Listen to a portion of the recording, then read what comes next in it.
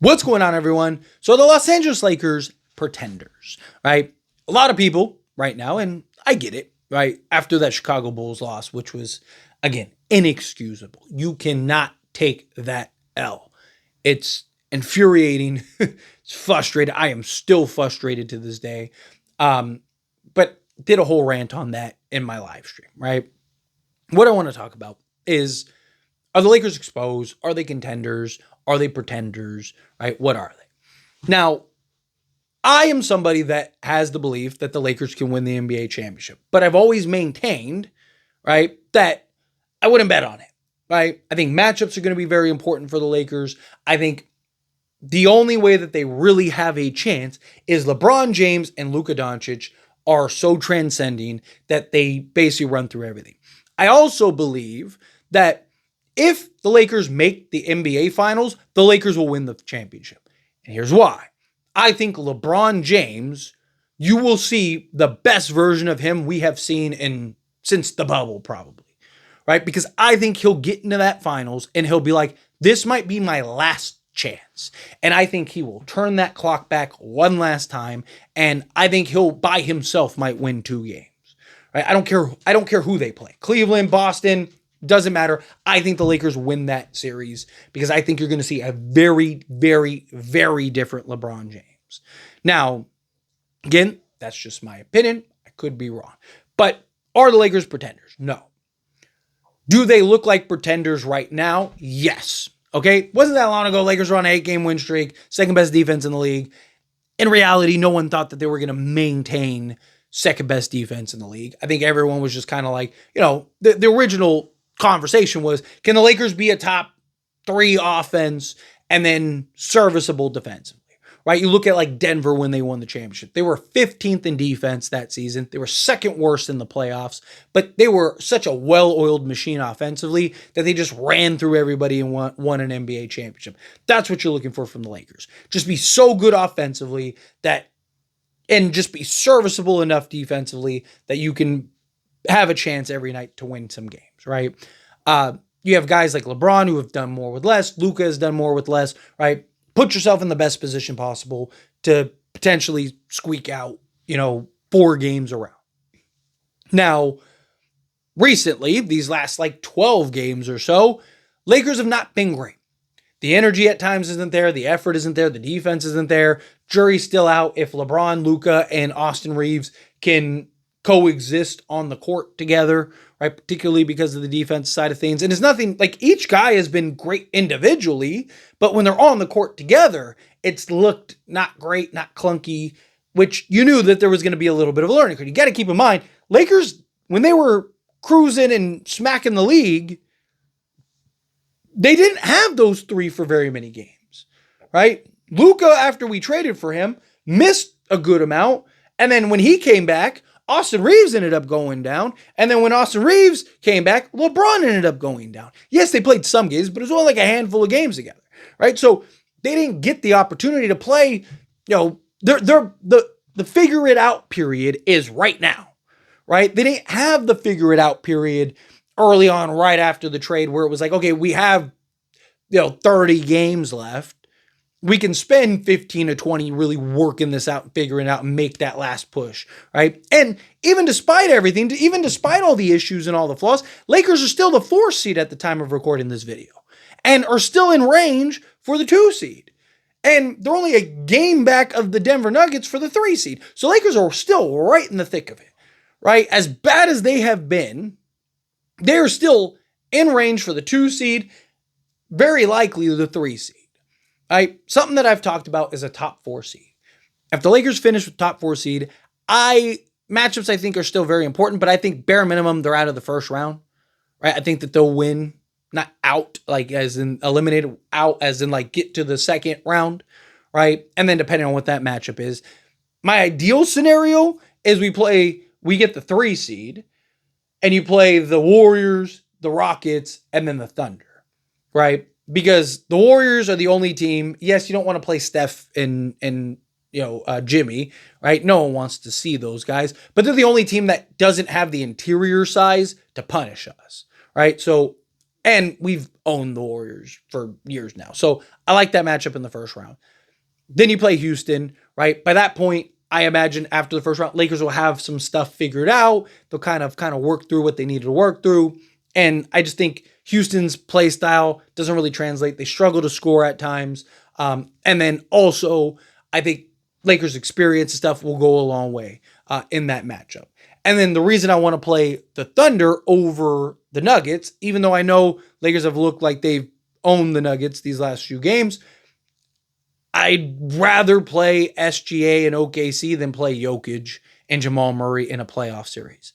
Jokic in the playoffs is a monster. I mean, the guy, even against the Minnesota Timberwolves, averaged I think it was 30, 12, and 11, it was 30, 12, and 9, something like that. It was something ridiculous, right?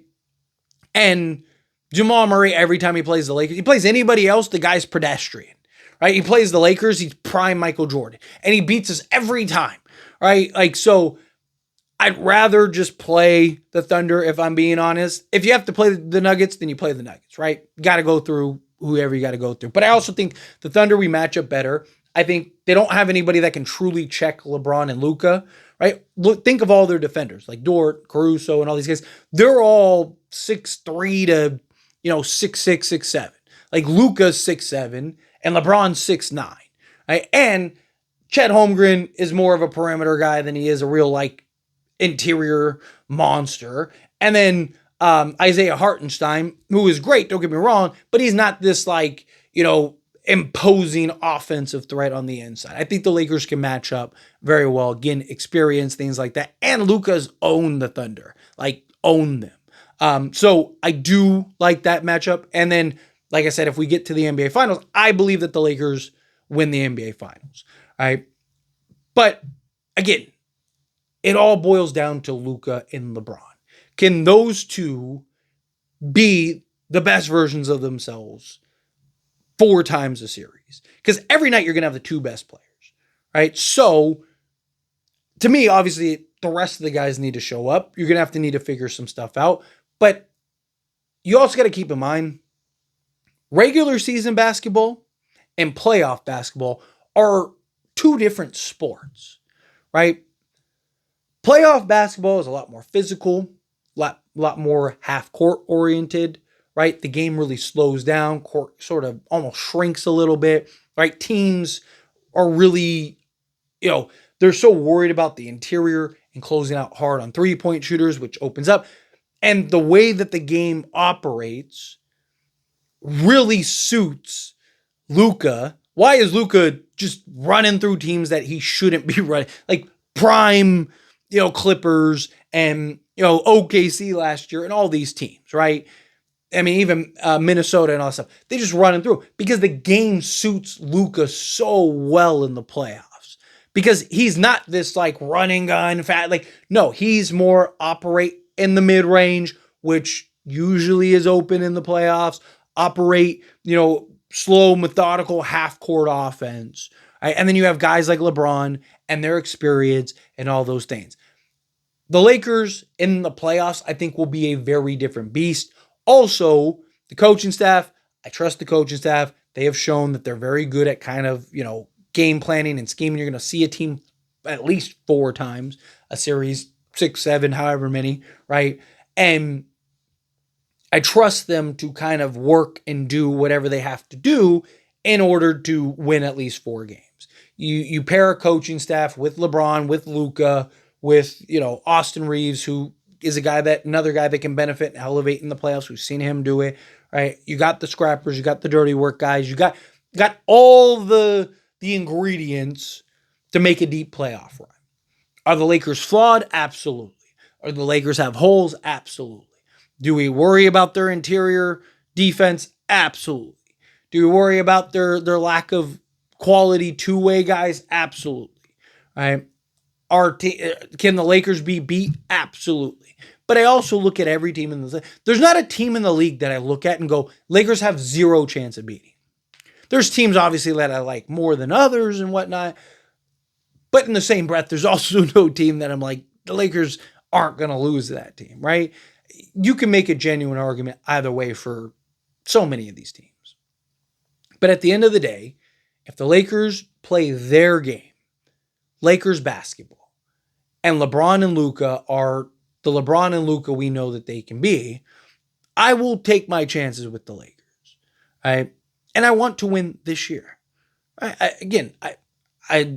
believe that this team looks very different either way next season. I think Lakers, are going to be big players in the offseason, all that stuff. That's fine. Let's get the win now. I still believe the Lakers are a contender. I still believe there's not 5, 6, 7 teams better than the Lakers, right? There's teams that you can maybe make arguments for stuff, but like clear cut, there's 3 or 4 teams that you can make that are genuinely better than the Lakers, right? And that's the Thunder, who I like the matchup, but we have to be fair to them, right? The Cavs, the Celtics are the only 3 teams for sure you can put ahead. Denver has owned us every year in the playoffs, so I think that you have to put them ahead as just honestly. And then, the Lakers, I think you could put 5th, right? If you want to put them 6th or 7th and make an argument for, Houston or one of these other teams, fine. So be it, right? But there's not a team in the Eastern Conference other than the Cavs and the Celtics that I would put over the Lakers. So it's just like, where do they rank in the West? Well, they might end up being the 3 seed. So that means there's only 2 teams better than them in the West, right? So again, I think that they're still contenders, but they have looked like pretenders. So I get it. Anyway, as always, this is a discussion. Pass a question to you. Let me know your thoughts and opinions down in the comments below. What do you think? How do you feel? What are your thoughts? Where do you think? Do you think they're pretenders? Do you think they're contenders still? Do you have your frustrations? Either way, love to hear it. Let me know down in the comments below. That being said, if you haven't liked this video, hit that like button. Helps me a lot. So we enjoy these types of videos, and I truly appreciate it. Not subscribe to the channel, hit that subscribe button. Turn on the bell notifications. Appreciate y'all. See you in the next one. Thank you.